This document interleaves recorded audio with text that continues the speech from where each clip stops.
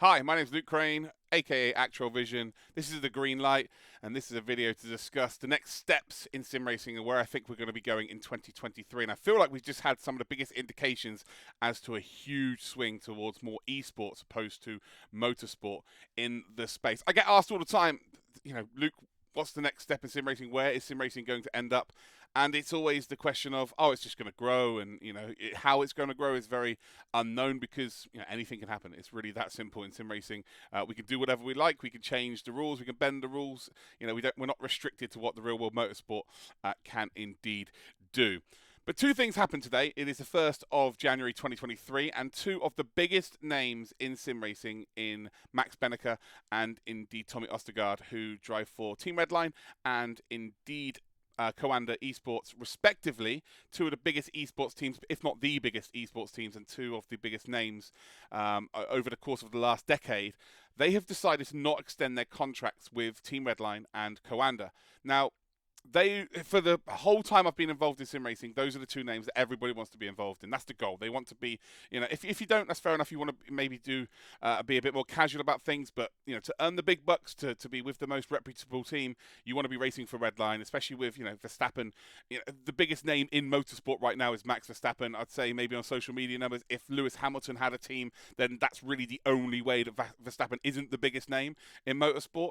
Again, just via social media numbers, but it's Verstappen. He has a team. Verstappen.com, Red Bull Racing, Team Redline, right? So having that backing, it's very difficult to see anyone walk away, and we just don't see it. We do not see anybody ever just make their own decision and go, I am leaving Team Redline.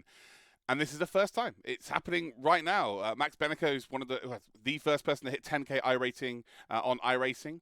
He's one of the most well-known drivers through BMW esports and of course the Porsche Carrera Cup. He's been around forever, and any big competition that Team Redline enter, Max Benneker is one of the lead drivers, if not the lead driver for a team. Tommy Ostergaard, a massive participant within the Porsche Carrera Cup on iRacing as well over the last decade, but he's been involved in so many more competitions. One of the go-to drivers to watch in terms of his driving style, but also in terms of just how good he is across multiple different sims as well. He's leaving Coanda.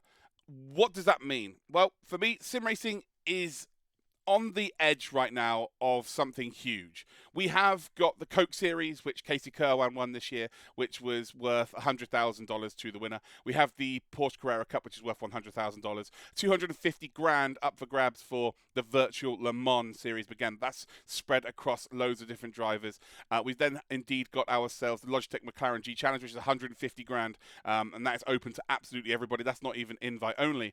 So they're big competitions. There's a lot of money involved, but still, it's not life-changing for the 10 specific drivers, for instance. So there is, for me, we are one step away. We need one big company to go, right, here you go, here's the big money. And all of a sudden, the teams like Williams, who are already here, of course, you've got all of the F1 esports teams who are F1 teams, but you've got them venturing in. Mercedes, who are, racing in the Le Mans Virtual. Williams, who I think finished as one of the stronger teams in the world of sim racing.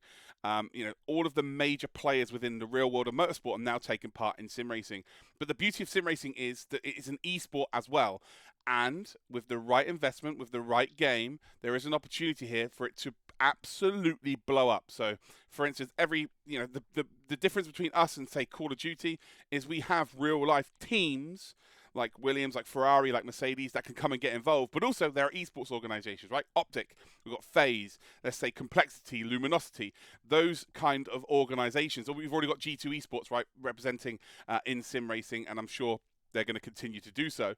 But we can mix it all together. So if we get those big names coming in, there is a massive, massive opportunity for sim racing to indeed grow. So I'll bring this full circle back to what it means for Max Benneker and Tommy Ostergaard, because I'm going to give you a conclusion as to what I think, how big today might be in the landscape of sim racing. So did Rennsport last year with its summit give us any clues as to what we could potentially expect? They took 100 different people, whether it be esports pros, team representatives, or indeed influencers, hate that word, but yeah, influencers all the same, to a summit on a game that no one had ever touched, no one had ever seen, and they let them all go on a build. Most of the feedback was positive from some of the biggest names. Enzo Benito was kind of really the guy. He was the quickest. He won the event, as they say, and he gave massive positive feedback about the game. I think if you win an event on a new game, you're probably going to give positive feedback. So, yeah, what we can read into that, I'm not too sure. But does them taking 100 people to an event that they've paid for, where they've sold no games to pay for this. This is them taking money out of their own pocket to market something that's not even there yet. They must feel like there's something massive that they can produce or something they are going to offer us in the future for them to be able to do that.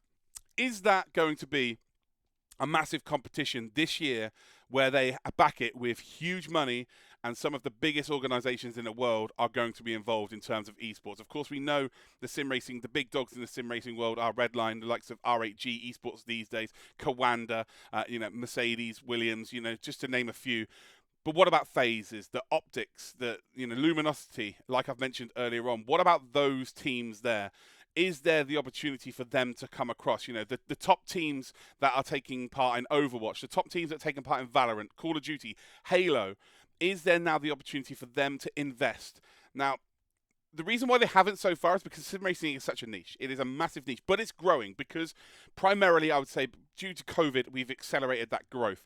Has that now opened up an opportunity where these huge organizations, again, I'll mention the names, FaZe, Optic, etc., are now willing to come in and invest their time to grow this to then, of course, make their money via merchandise sales or, perhaps gain social traction because they've got a track record of going into smaller esports and helping grow it with their own audience to then profit from it at a later date. The big organizations are happy to invest to try or speculate to accumulate. So is this now the time where Tommy Ostergaard and Max Banneker have been offered something bigger than what Team Redline and Coanda Gaming can offer? Bearing in mind the partnership between Team Redline and BMW, the partnership between Coanda and Porsche. Is there something even bigger? Is this the start of something huge? Now, I don't know whether this is true. I'm just speculating right now. But my conclusion is they've been offered a massive deal somewhere from an organization that hasn't already participated within the sim racing world, and it's going to change the landscape. Can you imagine? It's a competition where it comes down to FaZe versus Mercedes, Williams versus Optic, Luminosity versus Renault Esport. Like, for instance, the opportunities here are endless. Not only for who are in the sim racing space already, the drivers, there are going to be people offered bags left, right, and center to be driving for some of the biggest sim racing organizations, which I am absolutely all for. I would love to see this sim racing world grow. But the social reach that these teams have, they will bring in their fans because their fans support not what the game is or not the teams, not the drivers. They support the name of the organization. How much will this help the space grow? I think exponentially. I think we've got 2023. We're going to look back on this year and think this was the biggest year in the history of sim racing. I would love to hear your thoughts about this, and I'd love to open up a conversation. I'm going to start doing a few more videos and then a few more live streams with the Greenlight where we maybe do a bit of roster mania, where we start discussing who and where and why and what in terms of transfers between different teams. Also, I think if sim racing grows to the potential that it has, then there's no reason why we can't be having a weekly show about sim racing and discussing, what's happened here, what's happened there, what's happening next week, and trying to keep people up to date. So yeah, we'll also do some watch alongs with some of these major events as well. But hopefully you enjoyed this little bit of an insight. But yeah, what an exciting time ahead. If this is all true, again, I'm just speculating here. There's a few things I'm hearing in certain Discord servers and stuff like that, so nothing concrete, but all the evidence points to something big's happening. And well, if it comes true, it's exciting times for everybody involved in the space.